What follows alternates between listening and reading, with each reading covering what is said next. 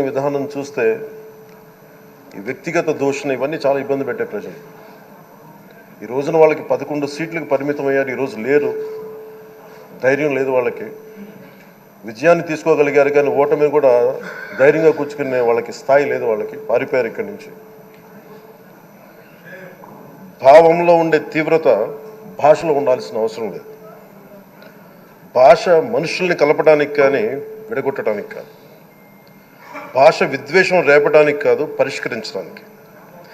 ఎంత జటిలమైన సమస్య అయినా, భయంకర సమస్య అయినా చర్చల ద్వారా పరిష్కరించుకోవడానికి కానీ వివాదం సృష్టించడానికి కాదు. ఈ సభ ఉన్నది అందుకు. కానీ మనం చూసింది వాళ్ళ దగ్గర నుంచి బూతులతోటి, వ్యక్తిగత దోషులతోటి రాష్ట్ర పురోభివృద్ధిని ఆపేశారు.